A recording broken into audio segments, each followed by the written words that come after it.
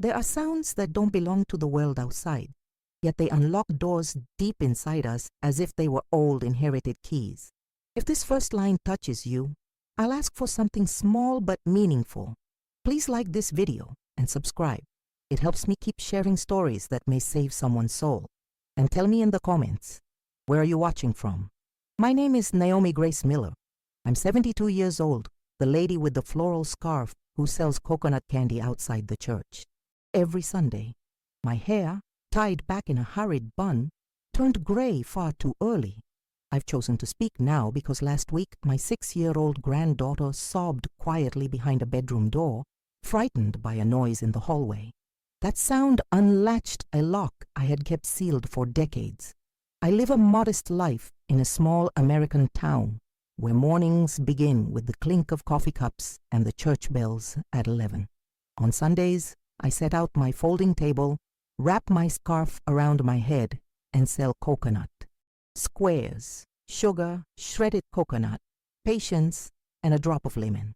People know me for the candy and my greetings.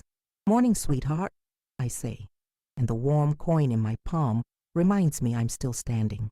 No one notices the tremor hidden under my sleeves, or the inventory of memories I line up inside me like jars on a shelf. I learned to smile honestly, not about what happened, but about what I still have. Faith is a thread I don't always understand, but I grip it between my teeth.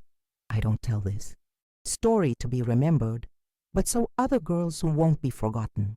My voice is a folded note passed from grandmother to grandchild, from friend to anyone who needs courage. To those who see me selling sweets, life may look sugared, but sugar melts quickly in heat, and the heat of fear leaves nothing intact. Today I come with clean hands and the whole story.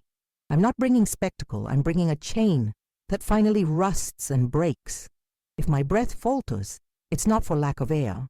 It's because I'm stepping back into a locked room I've avoided too long. The reason for today's confession fits inside a whisper, a hallway, a creak, the small sobs of a child who hasn't yet learned the map of danger. I wrapped my granddaughter in my arms and told her that sound had no teeth. The words tasted like the same old lie I once had to swallow. I didn't sleep afterward. I boiled water without purpose and sat staring at the half-open door, as if guarding the past itself. And then I understood. Fear is not passed down, it is cut. And to cut it, you must name it. I cannot promise her the world will always be kind, but I can promise her that in this home, noises will never rule. That is why I open the window of memory now, letting the chill rush in. I am not a saint nor a martyr. I am a woman who learned to stitch back together what life kept tearing apart. The years taught me to speak softly and listen sharply. At the market I haggle over pennies. At church I recite names. In my kitchen I count minutes. My hurried bun holds more than hair. It carries exhaustion, sleepless nights, and an alphabet of silences nobody translated for me. I made coconut candy my trade, and an embrace my truer calling. When people ask why I still sell in the rain, I tell them routine holds me together. But the truth is simpler. In front of my kitchen shelf, the past pulls up a chair. Today, I'm asking it to leave. What I'm about to tell you belongs to a time of wood and dust, to houses that creaked like stranded boats and towns where everyone knew everything while knowing nothing. I'm not searching for easy villains or perfect heroes. I want to say out loud what I whispered to myself 1,000 times. There was love, yes, but also fear. There was bread on the table, but still no air to breathe. I won't dress it up or strip it bare beyond truth. I want you to see how a home unravels from the smallest gestures, how cracks begin with whispers. I don't recall the dates precisely, but my body remembers smells, shadows, half-closed doors. I learned that the language of violence doesn't always shout. Sometimes it prays, sometimes it orders, sometimes it calls you by a pet name while stealing the ground from under you. I also learned that silence, when it isn't rest, is prison. For years I believed my story was a private secret, a knot I had to protect so no one else would trip. Now I know that knot strangles, and ropes are best cut by two hands together. If you're listening from your kitchen, your bus ride, or a night shift, please stay a little longer. I'm not here to accuse your quiet. I'm asking for your company. Sometimes resistance begins with holding another woman's gaze as she finally dares to speak. Though I'm 72, as I write, I also feel the 12-year-old I was, the 15-year-old, the 17-year-old whose youth never tasted of freedom. I will not speak with morbid detail or with unleashed fury. I will speak with the precision of someone who counted too many hallway tiles. If I lose my way, I'll return by the smell of firewood. If I pause, it will be to gather strength. This is a story about family, about twisted promises and doors I learned to lock from the inside. Above all, it is a story about girls, the one I was, the one looking at me from the future, and the one who last night cried behind a door. I break my silence, so the hallway will never again feel like a threat. And if you're with me, we begin now. I remember my childhood in Willow Creek, a small rural town, as a painting in simple but vivid colors. Mornings carried the smell of fresh coffee and damp earth after my mother watered the yard. Our wooden house creaked as though it floated on a gentle river, and I used to imagine we were sailors marooned in a sea of cornfields. Between the thin walls that let the winter cold seep in, I learned that poverty hurts less when shared around a warm stove with laughter and off-key songs. My siblings, Zach and Dora, were my refuge and my duty. I invented games to distract them from their empty stomachs, and in return, they gifted me with a love that still clings to my skin. The town was small, and every face was familiar. The main square was its beating heart. Church bells mingled with the shout of the apple seller and the flutter of sparrows landing boldly on the stone benches. My father, with his rough hands, always searched for day work, repairing fences, laying bricks, hauling lumber. When he brought home a few extra coins, he would stop by Mr. Niven's store and buy a slice of cornbread, which he cut into 3 even pieces. That gesture, solemn and small, felt like a feast to us.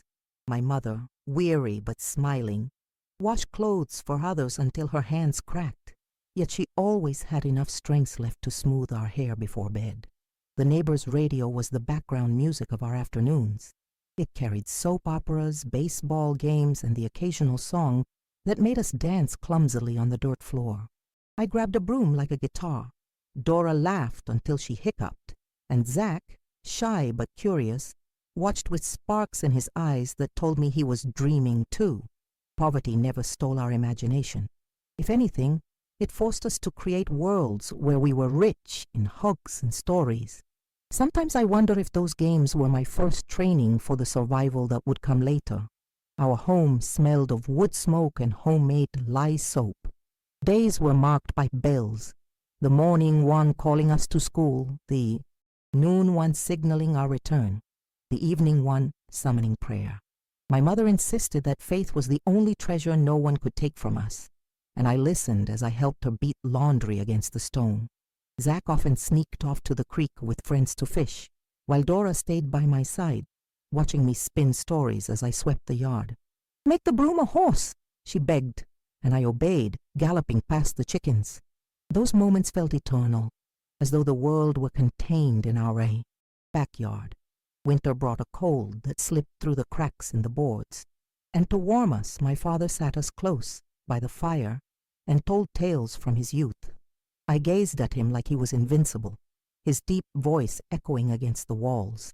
He spoke of roads he dreamed of building, of a bigger house he longed to raise for us. He never promised riches, only that there would always be food and a roof. That certainty was my favorite blanket. I didn't know then that fate was preparing to crack our foundation with a force stronger than will alone. Summer, on the other hand, brought another kind of abundance. Ripe peaches falling in the yard, corn roasted over makeshift fires, endless afternoons under a sun that scorched our shoulders. Neighbor children came to play ball, and our laughter echoed through the dusty streets as though the whole town breathed with us. My mother watched from the window, scarf on her head, and called out for me to keep an eye on my siblings.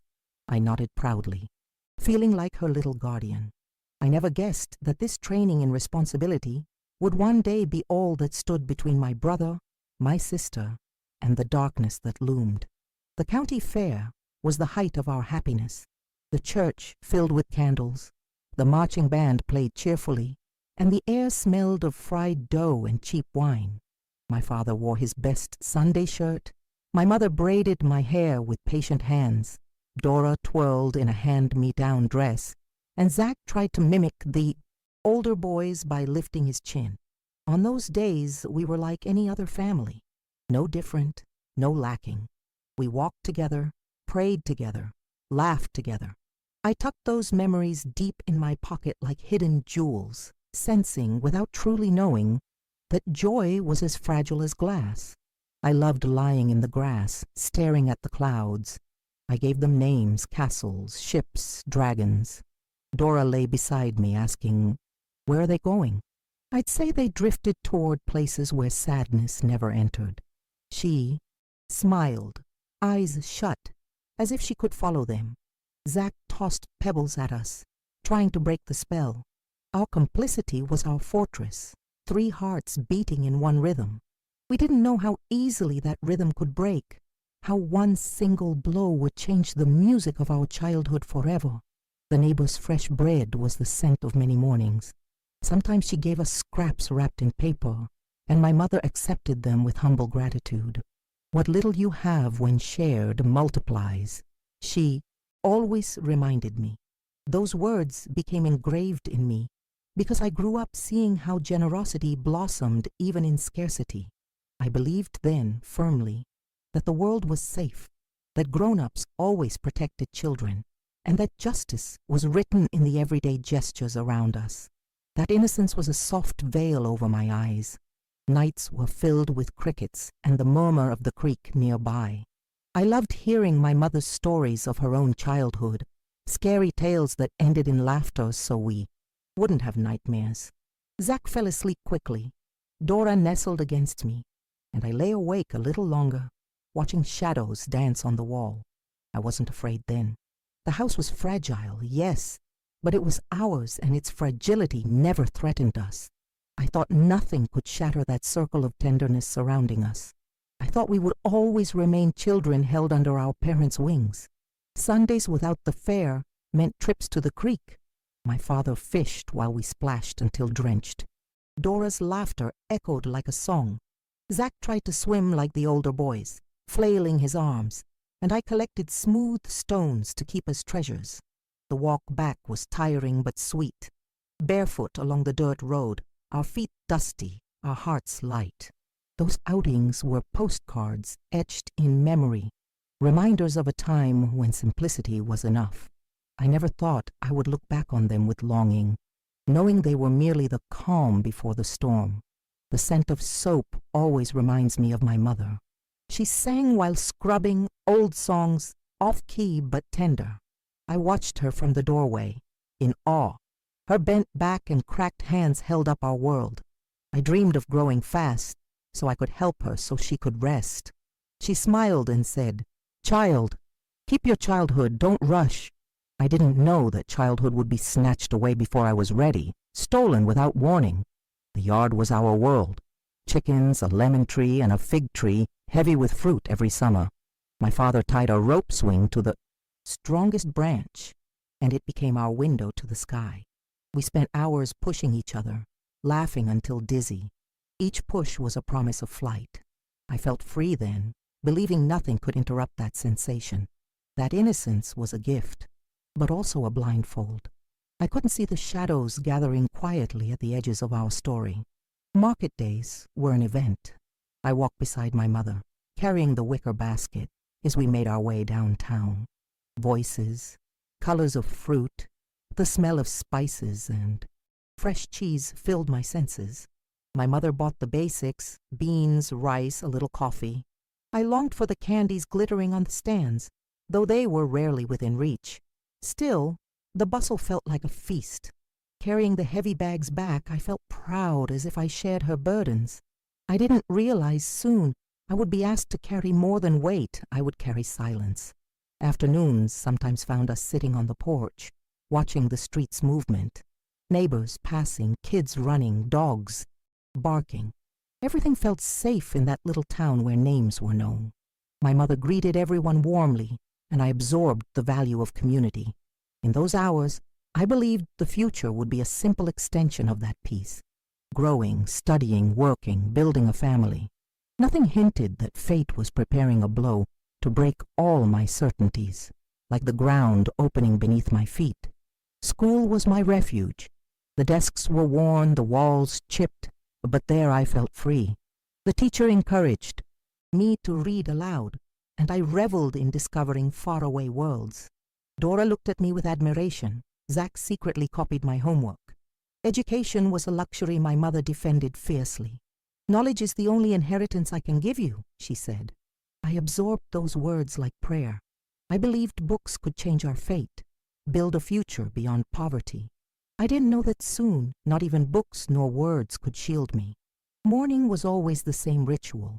Roosters crowing, smell of wood smoke, the chill seeping under blankets. I rose earlier than my siblings to help my mother, sweeping, lighting the stove, heating water. That order gave me comfort, as if repeating chores could keep the world steady. My mother smiled with gratitude, and I felt strong, useful beyond my years. That sense of purpose was balm. I never imagined soon I would need to multiply that strength tenfold. To face an emptiness routine could never fill. Animals were part of our universe, too. A stray dog followed us everywhere, and chickens ran free across the yard. I spoke to them as if they were confidants, and their eyes seemed to answer. There was magic in that coexistence. The bark warning of visitors, the clucking soundtrack of our snacks. That simple life, filled with familiar sounds, was the melody of my childhood, a melody that would soon be interrupted, like a record scratched by a cruel hand. The light of those memories stands in painful contrast to what followed. If I close my eyes, I still see my mother hanging laundry, my father sharpening tools, Zach playing with pebbles, Dora twirling in her hand-me-down dress. It all felt eternal, as though it could never end. But eternity shattered the day my mother's cough turned into blood on her handkerchief. That moment was the break, the first crack in the glass of our lives, the opening of a silence that would change us forever. The first sign that something was unraveling came as a cough. At first it was just a scratch in my mother's throat, the kind you blame on dust or cold mornings. She hid it behind a smile, but I noticed the way her eyes clouded every time her handkerchief turned faintly pink. Life carried on. She washed, cooked, hummed as usual, but the cough grew harsher, longer, more merciless. One night at supper, she coughed so violently the cloth in her hand came back red. Silence dropped heavy around the table. No one spoke, but we all knew life had shifted. The following days blurred into doctor visits in town and folk remedies that offered no relief. My mother seemed to fade, like a candle burning faster than its wick. My father, his jaw clenched, scrambled for answers. The verdict came like a sentence. She needed treatment in the city, far from us. I sensed this trip wasn't a pause, but a fracture, one that would split our lives in two. The thought of separation squeezed my chest tight. I wanted to scream, to cling to her dress, but I only nodded, swallowing tears, because I understood there was no choice. The night before she left, our house felt like a vigil. She packed a small suitcase, plain clothes, a rosary tucked carefully inside. Dora clung to her arm, refusing to let go. Zach buried his face under the blanket, silent. I stayed awake, watching every gesture, the way she folded fabric, the way she tied her hair. When she stroked my cheek, it felt like goodbye stretched into eternity, disguised as something temporary. "Be good. Take care of each other," she whispered. "Yes, Mama," I answered, though my throat burned. It was the hardest promise I had ever made. Morning arrived gray. The car that would take her to the station pulled up outside. My father carried her suitcase, his face set like stone. I wrapped my arms around her, breathing in the scent of soap and coffee, trying to memorize it. She told me faith would hold us together, that every prayer would stitch the distance closed. I watched her fade into the horizon, shawl drawn tight, her figure shrinking until it vanished. What lingered was a silence so heavy not even the birds dared to sing. Without my mother, our house felt hollow, a body without a heart.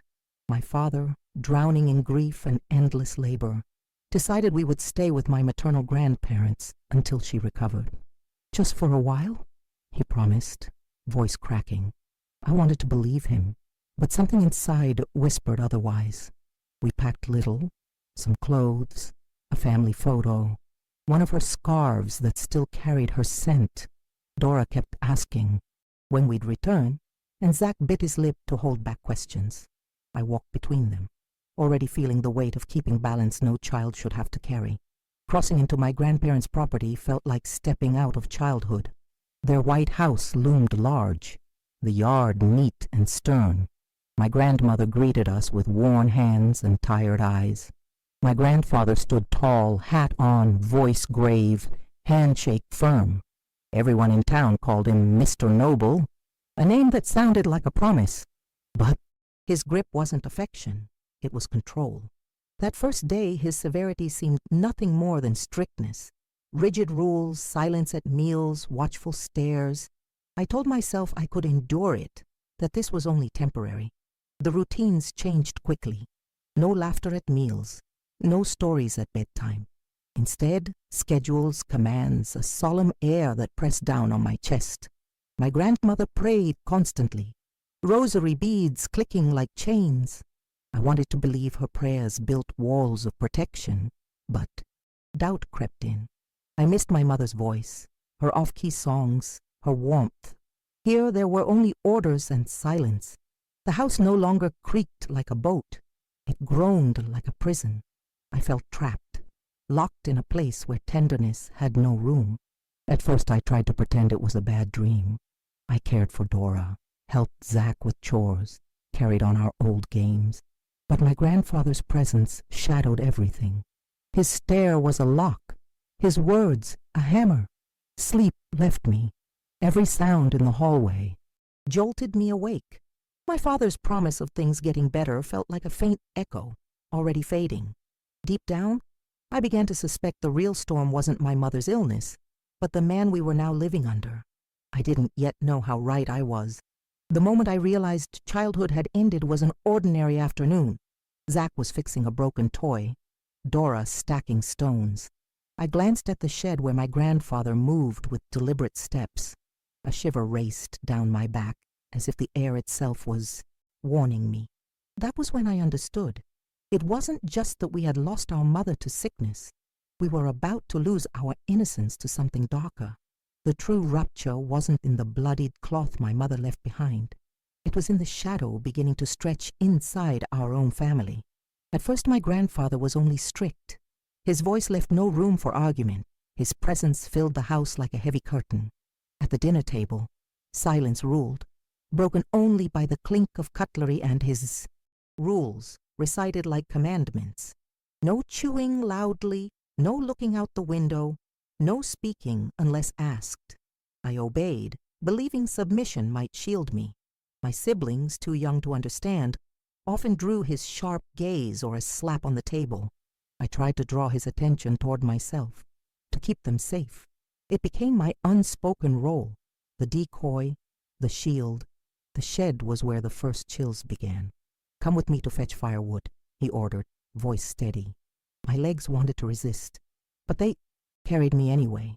Inside, the smell of damp wood and rusting tools mixed with a silence heavier than stone. His hands that should have been gentle with age, gripped harder than necessary. He didn't shout, he whispered, and his whispers cut deeper than any scream. "If you speak, your mother will die faster," he murmured one night. That was the chain he looped around my throat. From then on, fear lived inside my skin. Manipulation worked like poison. To neighbors, He was a pillar. Hard-working, respected, pious. They called him Mr. Noble with admiration, never questioning the name's irony. At church he sat in the front pew, reciting prayers, shaking hands with dignity. No one imagined the other face, the one I saw in the shed, in hallways at night. The split confused me. How could the man blessing bread be the same one who turned my body to stone with threats? I learned monsters don't always wear shadows. Sometimes they dress in Sunday best. The first abuses were more psychological than physical. He piled chores on me far beyond my age, separated me from my siblings with excuses, made me linger under his gaze. Every word was a lock, every silence a blade. He never needed to raise his voice. The pinch of his fingers on my shoulder, the weight of his stare, the deliberate pauses were enough. I looked for refuge in my grandmother's eyes, but she hid inside her prayers, as if afraid to see. Her whispered rosaries filled the air, but could not drown the echo of my fear. My body responded before my voice ever could. I stiffened at his footsteps, froze when he spoke. I learned to breathe silently, to walk without creaking floorboards, to hide my tremors. Long sleeves became my armor even in summer. Zach and Dora's eyes searched mine for answers, and I answered with forced smiles and stories, keeping them in the light while I sank into shadow. I bore the weight of two worlds, protecting their innocence while enduring the darkness that targeted me. One afternoon he told me to help in the shed again. Zach tried to follow, but a single glare from our grandfather stopped him cold. Inside, surrounded by wood and metal, I felt walls close in. When I stepped back, his grip held me fast. "You know how to keep secrets," he whispered. The words cut like a knife. I didn't cry. I knew tears would only give him satisfaction. I stood still, as if stillness could erase me. That night, staring at the ceiling, I felt years older. Childhood had slipped away, leaving behind only survival. Psychological terror settled over everything. His footsteps in the hallway tightened my stomach. Every creak, every knock of wind was a signal. When he spoke kindly to neighbors on the porch, I shook inside at the double life he performed. It was theater, and I was trapped on stage. He, the admired patriarch. Me, the obedient granddaughter. The audience applauded, blind to the violence hidden backstage. I sought refuge in my grandmother's prayers, repeating them until my lips went numb. I begged for my mother's return, for her arms to shield us, but she was far away, fighting for her lungs, unaware of the other battle consuming her children. Loneliness deepened like a well. I realized I was surrounded by family, yet utterly alone in defending myself, and in defending Zach and Dora. I began to measure time, not in days, but in strategies. Rising before dawn to finish chores so I wouldn't be called later. Faking illnesses to keep Dora near. Pretending Zach had tasks so he wouldn't be sent away. Life became a chessboard where every move was calculated. Outwardly, I played the obedient child. Inwardly, I rehearsed how to block him, how to buy us minutes of safety. My face learned to smile on command. No neighbor suspected that behind that smile, a child was burning from fear. One night I woke to the sound of his boots stopping outside my door. My heart pounded so loudly I thought it would wake my siblings. The handle turned, but the door stayed, closed. He stood there, breathing, for what felt like forever before walking away. I stayed awake until dawn, holding Dora and Zach close, vowing silently that I would protect them no matter the cost. That vow became my lifeline. The monster lived under our roof, and though I was only a girl, I knew I had to learn how to fight him in silence until the chance to break free arrived. As months passed, silence became my closest companion, not the peaceful kind, but the heavy silence of survival. I learned to swallow words that burned my tongue because I understood any sound could be dangerous. My days were built around protecting Zach and Dora, finishing chores faster than anyone, inventing games to keep them near, making excuses so they wouldn't step close to the shed. My childhood shrank into a long list of precautions. While other children ran free through Willow Creek, I walked a floor of glass, careful with every step. Nights stretched endlessly. I lay in bed, pretending to sleep, my ears tuned to the hallway. Every creak of wood, every shadow under the door made me hold my breath. Sometimes I placed a bucket of water against the door, so if anyone tried to enter, the crash would wake me. Zack slept deeply, worn out from the day's forced games. Dora pressed against me, small and warm, trusting me as her shield. But I didn't sleep. I only closed my eyes for stolen minutes. The fear never rested. My body carried the burden. I grew thinner with dark circles under my eyes, my hands trembling at the smallest sound. My grandmother noticed, but she explained it away as hard work or missing my mother. She never asked further, and I was grateful, because her questions might have broken my disguise. I wore long sleeves, even under the sweltering sun, to hide bruises and scratches. When anyone asked, I smiled, rehearsed, and said I had tripped while playing. Lies became the bricks of my walls. Hunger mixed with fear. Many nights I forgot to eat. My stomach clenched too, tight with worry. My focus was feeding Zack and Dora. I gave them the best portions, hiding my half-empty plate. When my grandmother scolded me for not finishing, I quietly swallowed leftovers later, forcing them down. My body endured on scraps, but my mind stayed sharp, always scanning, always listening. Every hour was spent anticipating the next danger. I built secret hiding places inside the house. Behind the wardrobe I kept treasures. An old notebook, pebbles Dora gave me, a medal that belonged to my mother. That corner was my sanctuary, the only space where I dared let tears fall. I scribbled words, broken sentences, as though paper could soak up my fear. I never wrote the full truth. Too risky if found, but those scribbles whispered back to me, "You're still here." That secret corner gave me proof that not everything belonged to him. Exhaustion clung to me like a second skin. Some mornings I barely managed to stand, but still I rose before dawn to light the stove, sweep the yard, prepare chores. If I failed, my siblings would be left exposed. That responsibility kept me upright when I wanted to collapse. My whole life narrowed to one mission: keep Zack and Dora safe. In their laughter, I found the only reward that mattered. Their innocence was my lantern. Watching them laugh sometimes broke me inside. How had I managed to keep that joy alive for them? Through small tricks, stories about Mama, told brighter than truth, promises that she'd return with gifts, tales that each day was one less until she came back. Lies, yes, but they gave them something to hold on to. It pained me to deceive, but I'd rather see smiles than tears. Protecting their light became my purpose, but my body betrayed me. The bruises spread in places harder to hide. I walked carefully, disguising the limp from a twisted ankle. If someone asked, I said I'd fallen in the yard. My grandmother prayed harder, rosary in hand, as if her words might cover my wounds. I let her believe. Her faith, even if powerless against him, gave me the illusion of an invisible shield, and that illusion kept me breathing. Silence, though, was double-edged. It shielded me, but it also caged me. There were nights I longed to scream, to run into the square, shouting his truce. I imagined the neighbors' faces, shocked, his mask ripped away, but his voice echoed in my mind.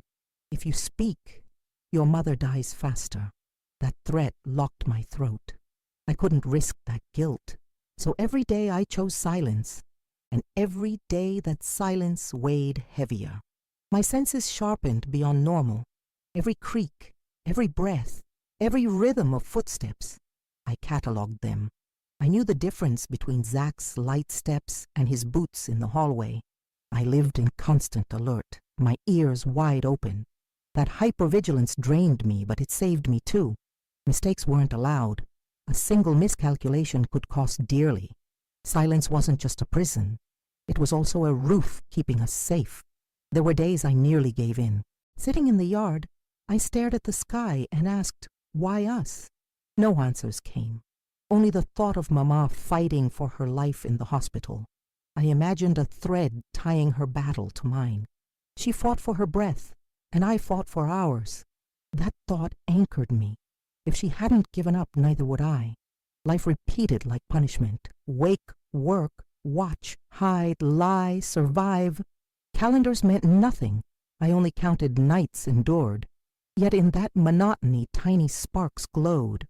Dora's laugh, Zach's quick grin, the neighbor's bread smell drifting through the window. Small, fleeting joys, but they reminded me life wasn't all fear. I held those crumbs like treasure, saving them for the day I might escape. Even my siblings adapted. Zach began to sense patterns, following my silent signals without question. Dora accepted my excuses, too young to know better. It hurt to see them shaped by the same silence that bound me, but I also felt pride. They were learning resilience beside me. We were 3, children facing a giant, our bond unspoken but powerful. That bond kept me from collapsing. My grandfather, I think, savored his control. His dominance wasn't just in orders, but in shadows. Sometimes he stared without words, and that silence terrified more than shouting. His presence lingered even when absent. He lived in the floorboards, in the hallways, in my chest. He had stolen our calm, but without knowing he was forging something inside me too. A hidden fortress, a future rebellion. Weeks blurred into months, and I no longer remembered life without fear. Childhood became a minefield, yet inside me burned a spark I couldn't extinguish. A voice whispered, "Not forever." That whisper was my anchor. Silence had saved me so far, but I began to sense it could not save me forever. It was a shield, yes, but also a chain. And one day, even a child could break a chain. The first act of resistance was so small no one would have noticed. One afternoon, when my grandfather ordered me to carry a basket of firewood too heavy for me, I let it drop on purpose. I pretended clumsiness, but inside it was defiance. His eyes darkened and fear pricked my skin, but also satisfaction. For the first time, I felt I had chosen something, even if it was tiny. That drop of wood was a seed, proof that I wasn't entirely powerless. In that crack of rebellion, air slipped in. I began to study him with the precision of a watchmaker. I noticed when he sat on the porch, how long he stayed in town, how many steps he counted on the stairs. Every sound became data. The drag of his boots, the way his breath shifted. I built strategies from scraps, arranging Zach and Dora's movements like pawns in a silent chess match. He thought he was the one controlling the board, but I was learning how to delay his hand. Knowledge became my only weapon. It was around that time a new neighbor, Mrs. Celeste, appeared. She was the widow of a school teacher, and her eyes saw differently from others. One afternoon she offered me a piece of sweet bread because there was extra, but her gaze lingered on my long sleeves in the heat. She didn't pry, but she said softly, "Child, anyone who hurts you doesn't love you." Her words struck me like a bell, both terrifying and freeing. For the first time, someone hinted that silence wasn't natural. Someone was looking. Mrs. Celeste found gentle ways to reach me. Sometimes she loaned me books. Other times she sent Dora with a folded note. One of those notes read, "When you say now, I listen." I hid it in my secret corner behind the wardrobe, reading it at night like a prayer. Knowing someone waited, someone ready to believe me, gave me a thread of strength I hadn't known. I didn't speak yet. I couldn't. But the knowledge of her presence steadied me. My silence no longer felt entirely alone. Tiny rebellions began to slip into my routine. I locked the bedroom door when I could. I swapped padlocks so he fumbled at the shed. I spilled salt in the kitchen to delay supper, buying minutes of safety. They were small, almost invisible, but to me, they were victories. He never suspected how deliberate my mistakes were. Outwardly, I was still the dutiful granddaughter, but inside I was weaving nets, tripping him up whenever possible. That double life was my battlefield. Zach began to sense my maneuvers. One evening he asked why I insisted he stay near at dusk. I hugged him tightly and whispered that it was to protect him. He didn't question further, but after that he obeyed me without complaint. In his eyes, I saw he understood more than he said. Dora, younger, believed my inventions, fevers that kept her indoors, games that kept her glued to my side. They trusted me fully, and that trust became both a weight and a shield. Their safety gave meaning to my fight. Of course, he noticed changes. One night, catching me locking a door, he stared with icy calm and said, "You think you can trick me? I always know the truth." His words chilled me, but also confirmed he felt my resistance. The balance of power shifted slightly. He became more careful, more watchful, but so did I. If he studied me, I studied him harder. If he tested me, I built new defenses. Our silent war escalated, and though I trembled, I no longer felt defeated. The nights remained hardest. His footsteps in the hall still froze my body, but I repeated Mrs. Celeste's words like a mantra. "When you say now, I'll listen." That promise grew roots in me. Even when fear made me rigid, I carried her note in my heart, an invisible shield. Silence had kept me alive until then, but hope began to bloom quietly inside me. I wasn't ready to speak yet, but for the first time, I believed I might, and that belief was the beginning of my freedom. The breaking point arrived without warning, though I had sensed it for months. My grandfather had grown colder, sharper. He no longer confined himself to the shed. He prowled our doors at night, pacing the hallway as though measuring us. His eyes followed me even when his face pretended indifference. The silence between us was a loaded gun. I lived with my heart pounding, certain that one night, one word, one slip would detonate everything. But nothing could prepare me for the sentence that finally split my world open. It was the eve of the church festival when he spoke. At dinner, with voice flat and steady, he said, "Tomorrow the little girl will sleep in the shed." The words fell like an axe. Nobody breathed. I felt my skin age years. In an instant, I knew exactly what he meant, and I knew Dora was next. The terror that gripped me ignited into something fiercer, an unshakable determination. I could bear my silence, but I wouldn't hand her over to the same shadows. That night I swore I'd act, whatever the cost. I didn't sleep. I wrapped my arms around Dora, stroked Zach's hair, and promised them silently that nothing would happen to them. My mind raced, weaving a plan from scraps. Mrs. Celeste's note hidden in my corner. Her words about listening. When you say now, the time had come. His tomorrow meant our end. My now would mean escape. Dawn would be our chance. When morning broke, I went to the kitchen and let the beans burn. Smoke curled through the house, alarms of shouts and rushing footsteps. While everyone scrambled to save the meal, I seized my moment. I took Dora's hand, beckoned Zach, and slipped out the back. In a cloth bag I had hidden the essentials: our birth papers, Mama's photograph, and 2 coconut sweets Mrs. Celeste had given me. Every step felt like crossing a chasm, but fear no longer froze me. It propelled me forward. We reached Mrs. Celeste's door breathless, hearts pounding. I knocked with shaking hands, and when she opened, I didn't beg. I declared, "It's now." She pulled us inside without a question. She didn't hesitate, didn't ask for proof. She simply gathered us and walked straight to the sheriff's office and then to the church, where my voice could barely whisper. Hers thundered.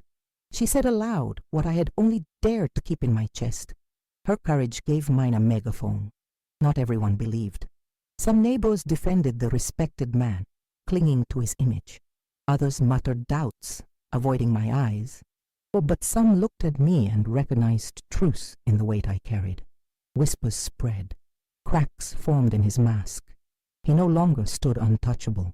Justice was slow, twisted, incomplete, but it had begun. For the first time, the silence wasn't his ally. It was broken, and the pieces cut him. That day was chaos. Fear, rage, relief tangled into one storm.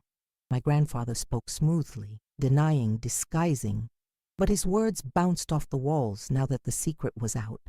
I clung to Zach's shoulder, Dora in my lap, trembling but unyielding. We had crossed a line, and there was no going back. He had been named, and in naming him, we reclaimed something stolen. It didn't erase the harm, but it returned dignity. That act of truth was a seed of freedom.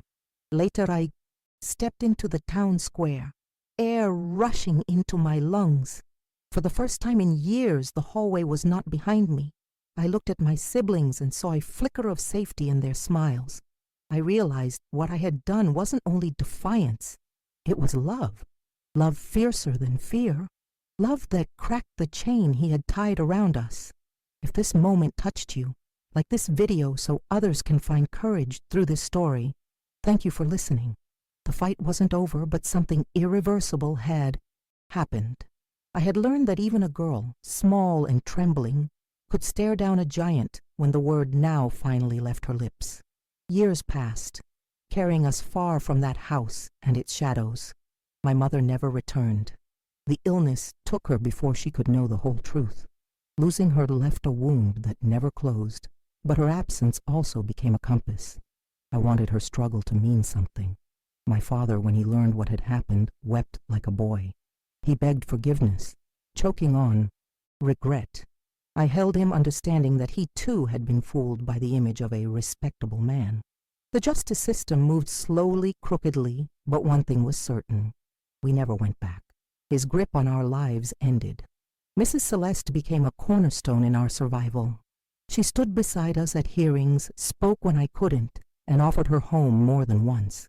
She fed us bread that tasted like safety, handed us books that widened our world, and gave us steady presence when everything else trembled. Life after him was not easy. Poverty lingered, gossip bruised, doubt followed us. But there was also kindness and arms that held us up. I learned that community could wound, but it could also heal. And in choosing where to lean, we built new roots. I found my healing in simple work. The coconut candies I once made in secret became my trade. Every piece I stirred was a quiet declaration that sweetness could be born from bitterness. No riches, no grandeur, just enough. Raising Zach and Dora gave my days meaning. Zach grew into a hard-working man, steady and honest. Dora became a woman whose laughter survived storms. My pride was not in enduring, but in giving them the chance to keep dreaming. That was my victory. They carried light even after walking through shadow. Now at 72, I still stand in front of the church with my floral scarf and candy trays. People see the sweets and my smile, but few know the story braided into every piece. I watch my grandchildren play in the square, their voices clear as bells, and I breathe easier. They will not inherit my fear. In their joy, I see proof. The chain has been broken. Fear does not pass down. It is severed. I cut it, though it cost my childhood. That truth steadies me, even as scars remain. Memory has not vanished, but I've made peace with it. The scars do not shame me. They testify that I survived. I don't want to forget, because forgetting would erase the girl who fought silently. I want to remember, calmly, so that my story may be a lantern for others. When my granddaughter cries at night over a sound in the hall, I no longer hush her with lies. I tell her fears exist, but we are not alone. I promise her that in our house, noises do not rule. That promise is my greatest triumph. Sharing my story now is not about bravery, but about legacy. I want the girls living in silence to know it is not their fault. Fear does not define them. I want the women listening to remember there is always a moment to say, now, even when it feels impossible. My moment came when everything seemed lost, and it was enough to open a door. My life did not become perfect, but it became mine. And after all, that is enough. If this story spoke to you, please like, subscribe, and share. Your support is what keeps these stories alive. Words can be the now someone else is waiting for, and I want to hear from you. What did you feel while listening? Leave your thoughts in the comments. Because I've learned silence protects monsters, and I choose to protect children. That is my inheritance, my mission, and my truth.